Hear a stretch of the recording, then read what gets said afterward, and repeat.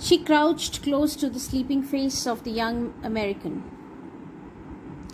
When Sadao told her to give him an anesthetic and told her how to go about it, she sat close to the man who was lying there in an unconscious state, on whom Sadao was doing surgery.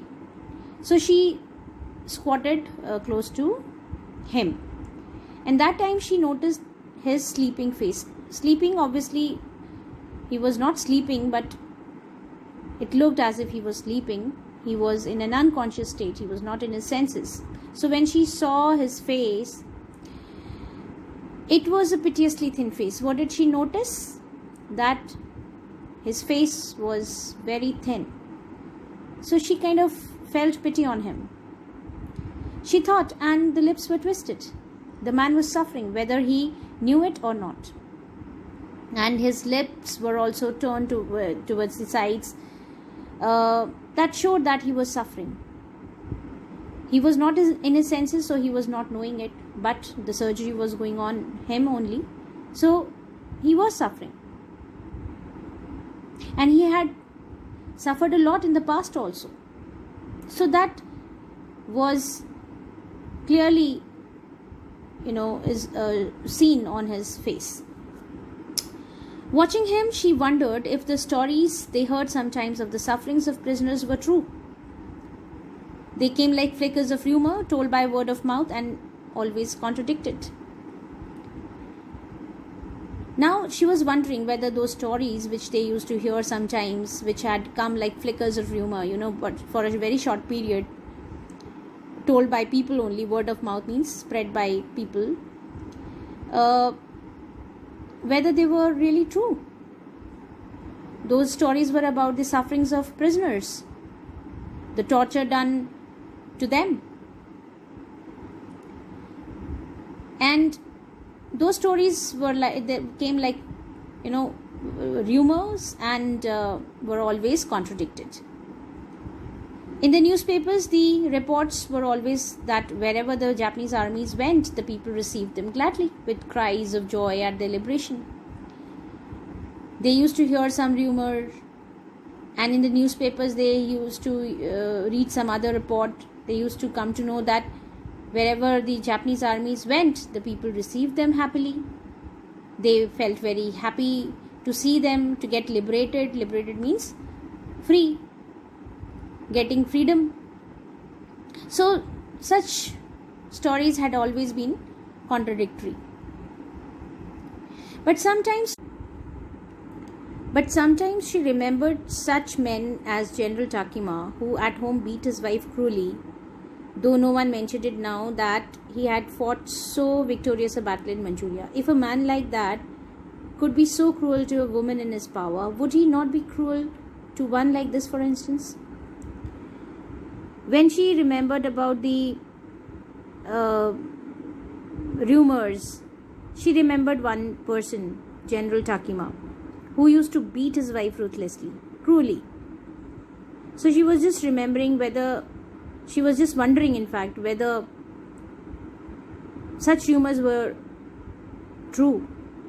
Because men like him, who could beat his wife so cruelly, would they be not cruel towards the prisoners of war? So that was going on in her mind. And she was thinking that the American fellow might had suffered lot of torture in the prison.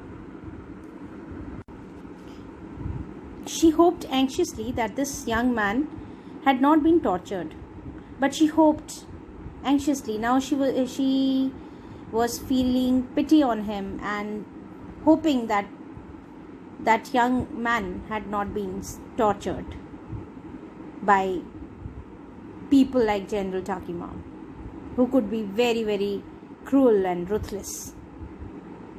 It was at this moment that she observed deep red scars on his neck, just under the ear.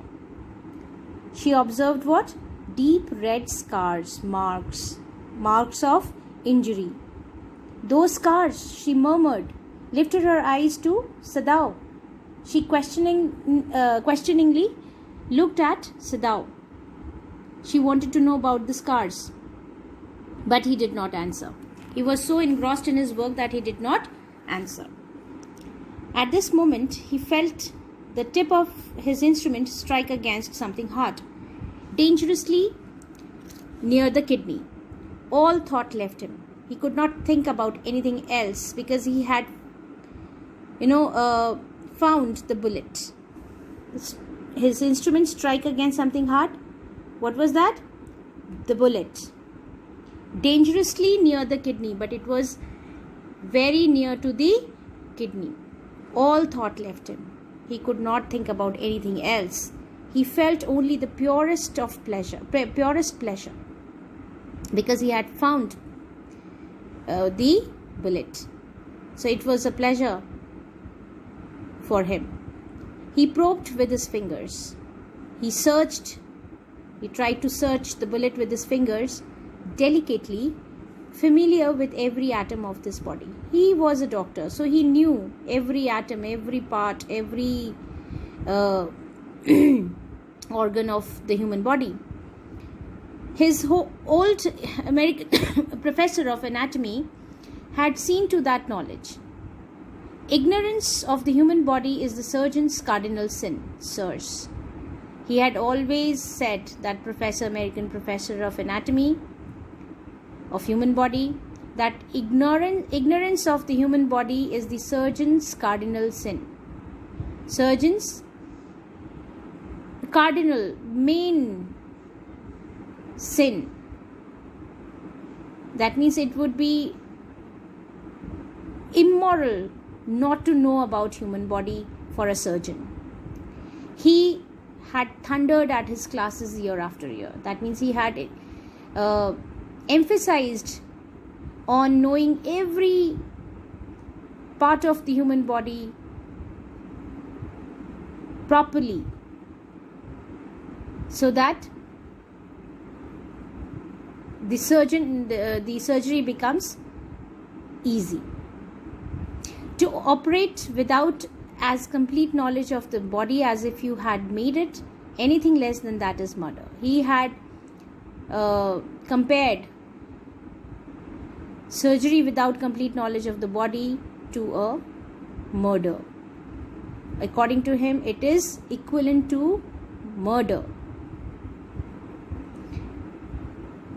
It is not quite at the kidney, my friend, Sadao murmured. He called him friend. He called him my friend. He was talking to him actually. He said, it is not quite at the kidney, my friend. It was his habit to murmur to the patient when he forgot himself in an operation. He was not thinking about anything else. He was just engrossed in his work, and he called him his friend. My friend. He always called his patients, and now he did.